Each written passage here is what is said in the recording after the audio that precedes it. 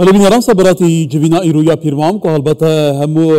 پارتیین کنونراتی همو پیکاتن کردستانیت کن تدا بجدار بون جوانا جی بریز مناقهوچی جیگرا سروکی پارتیا چکسازیا ترکمانی کنها الاستودیو میوانه منه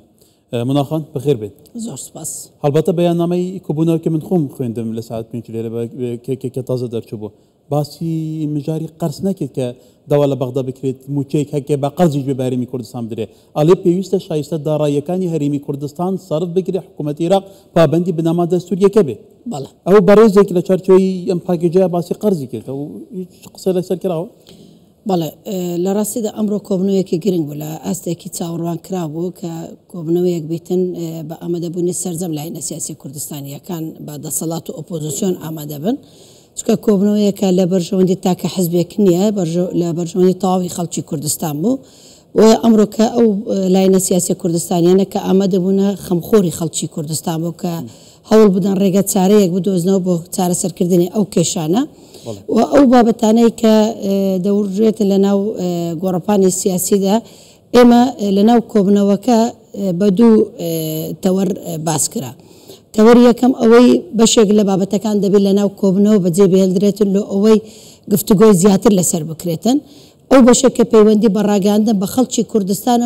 او کرا بیاننامه یک وکو راگاندن بلاو کراوه او بشي قرص بهيت شوازق لنا كوبنوكا باس نكراوه بلام لدروي كوبنوا هر برزك اگر باسي او بابتج بكاتن او گزارش لرأيي حزبكي خوي دكاتن بلام بكوي گشتي و هاورابون لسر كودنگي يك دروز بو لسر او بياننامه بو قبلاو كراوه بو سرزم خلچي كردستان اما ابيت النريتك كل انا سياسي كان او كوبنوا برداوي بيبدا خوي امرو او كوبنوا بو يكم زاره كسرزم لاين سياسي كردستان كان هاورابون لسر اوي ك حكومتي فدرالي عراق دج بخلشي كردستان كاردكاتن وهاورابن لوي كوا مافا شايسته دارا يكاني هريمي كردستان دبي ببي دستور ببي ركوتنا سياسي كان وببي برياري دادگاي فدرال دبي دابين بكريتن اگر اما هولاتي عراقينا واگر اما كردستان بشكل العراق تون روايه لا ناوتكاني تري عراق مسلكات ساتي خويدا ددريتن دبي هاوشوي هولات يعني متخوراني هرمي كردستان جدا بمشي وازبيتن اوي جرين بوكا دقت كرا لسروي كتسيتر حكومه فدراليه عراق فشار نخات سر متخوراني هرمي كردستان وململاني سياسي تكل بقوتي خلق نكريتن استلا عراق زوربك زار لنا ولاينا سياسي عراقيه كان كيش دروز دبيتن ولنا برلماني عراق جدا او كيشي روداتن اي او دبيته هو كارق لوي لبريني بشيك لمتخوراني بشيك لنا او تكاني عراق اوانيك لدروي ارادي او لاينا كاردكاتن بيقمان نخير بلان بوتي هرمي كردستان هميشه بهموش وازك هول ددن كجماروي سياسي وجماروي دارائي وجماروي ابوري بو دروز بكريتن اوش بو لاواز كردني قواري سلطه لا چارچوي راگاندني كوبنوك اولا برچابو كهريمي كردستان استا تاك بيگمان اختياري اوان ديالوجي كي بنياتنا لجل بغداد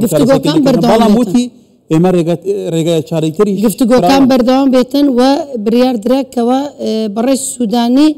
بدم داوكاريا كان بياننامه كان بيتو لبر او بياننامه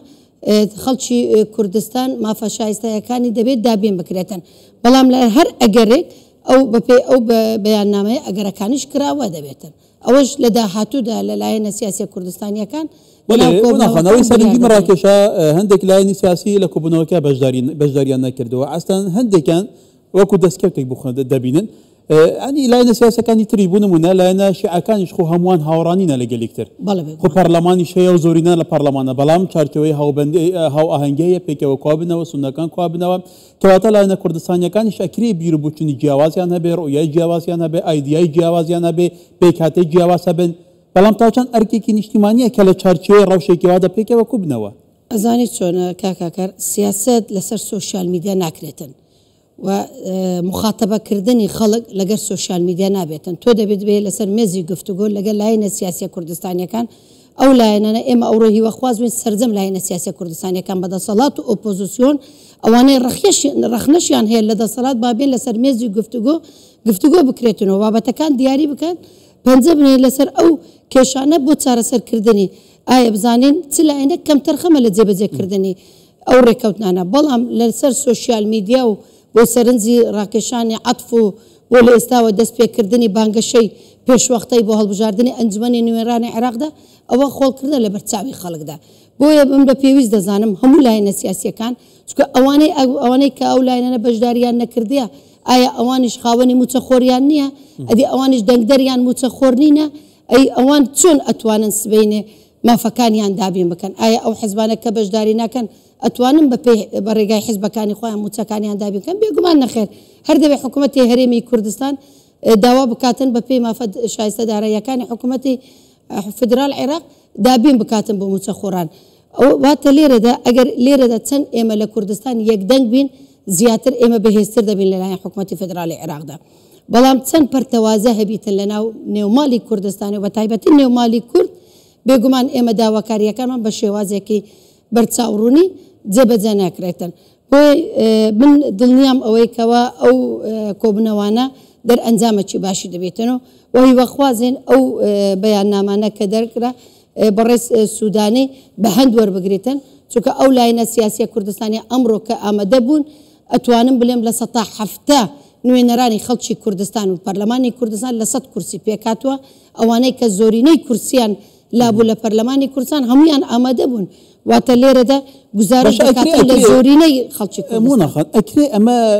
ئەم لایەنە سیاسەکان پۆلێن بکێکە چەند کورسیان هەیە لایەنی سیاسی هەیە بە دەیان ساڵ خەبات و تێکوشانێکی دوور و درێژی هەیە بە هەزاران شەهیدی هەیە ئەزمموی زۆر دوور و درێژ هەیە ئەگەر جارێ لە پەرلەمانە کورسێک نێنە ئەکرێ بڵێن ئیلا ئەو پارتیانەی سەرکەوتونە نوێنەراتی خەڵکێکن کە پەرلەمانی نەخێر پەرلەمانی کوردستان مەرجعی باڵای سیاسی نییە پەرلەمانی کوردستان کارەکەی دیارە بە پێی پەیڕەوی ناوخۆی پەرلەمانی کوردستان بە دووەداچوون و چاودێریکردنی حکوومەتی هەرێمی کوردستانە مەرجعی باڵای سیاسی دەبێت لایەنە سیاسی کوردستانیەکان بریار بدەن مەرجنێ ئیلا ئەوانەی کە کورسیان هەیە لە پەرلەمانی کوردستان سەرجەم حزب و لایەنە سیاسی کوردستانیەکان مافی خۆیان هەیە بریار بدەن لەسەر داهاتووی خەڵکی کوردستان بەڵێ کەواتە ئەمڕۆ لە بەغدا کۆبوونەوەی سەرکومار و سەرۆکی وەزیران هەبوو لەسەر موچە سبەینش وەفدێکی باڵای چارچەوەی هەمانگی بە سەرۆکاتی هادی عامری دێتاهولێ لەگەڵ سەرۆک بارزانی کا بێتەوە کەواتە پێتوانیە پێشبەچوونێکە بە ئاڕاستی کێشەکان بێگومان ئەمڕۆ چەند کۆدەنگیەکە بیتن لەناو هەرێمی کوردستان بێگومان حکوومەتی فێدراال و عێراق و حزبە بەشێک لە لایەنە سیاسی عێراقیەکانیش ئەوانیش دێن بەدەمی ئەو بانگەوازانەی لایەنە سیاسیەکان و بەیاننامەی مەکتەبی سیاسی پارتی دموکراتی کوردستان ئەوەی گرنگە و بەیاننامەی بە تایبەتی فراکسیۆنە کوردستانیەکان لە ئەنجومەنی نوێنەرانی عێراقدا ئەمەش جێگای دەستخۆشی بوو کە بۆ یەکەم جارە یەکدەنگی و کۆدەنگیەک دروست بوو لەناو فراکسیۆنە کوردستانیەکان بۆیە کە هاتنی بەڕێز هادی عامری و سەردانی لای جەنابی سەرۆک بارزانی و لەگە سەرۆکی حکوومەت و سەرۆکەرێم و بەشێک لەگەل لایەنە سیاسیەکان ئەوە دەبێتە دەرفەتێک بۆەوەی کێشەکان چارەسەر بکرێتن بە ڕێگای گفتوگۆ بەڵام بە مەرجێک نەک کێشەکە بە کاتی چارەسەر بکرێتن ئێمە پابندین بەوەی کە دەستور جێبەجێ بکرێتن ئێمە دەمانەوێت دەستور وەکو خۆی جێبەجێ بکرێتن ئێمە داوامان کردووە کە مافە شایستە داراییەکانی هەرێمی کوردستان بە پێی دەستور بە پێی ڕێکەوتنەوان سیاسیەکان و بەپێی بریاری دادگای فدرالی ئێمە چارەسەریەکە لە کاتێکە یاسای بودجە هەیە دەرچووە بریاری دادگای فدرالی هەیە بێگومارێککەوتنی سیاسی هەیە دەستور هەیە ینی لە مەشتێکی تر دەمە زیاتر هەیە کە ڕێکەوتن لەسەر کاکار بە تەواوەتی ئەمە بیانوەیەکی سیاسی بوو لە پێنەدانی موچەی مانگی پێنجی بۆ موچەخۆرانی هەرێمی کوردستان چووکە کە وەزارەتی دارایی خۆی نووسنگەکەی بڵاوی کردو پێشی ئەو بڕینەی کە بریار بداتن وتی لیستەکە هیچ کەمکوریەک نییە بە هەموو شێوازێک پەسەند دەکرێتن و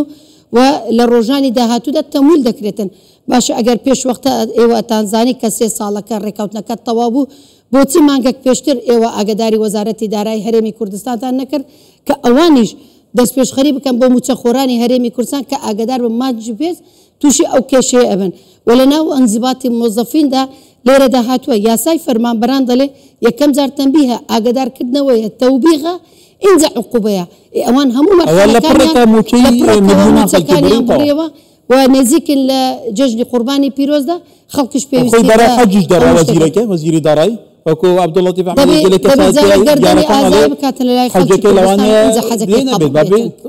موچەم خەڵکە بدات ئەم خەڵکە بە ملیۆنان خەڵی برسی کرد ئەم خەڵکە ئەو موچەخۆرانە شەهیدمان هەیە و موچەخۆری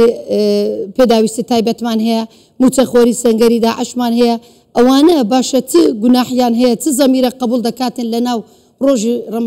جەژنی قوربانی پیرۆزدا بەبێ موچە ببینێتەوە لە کاتێکدا ئێمە ئەڵێن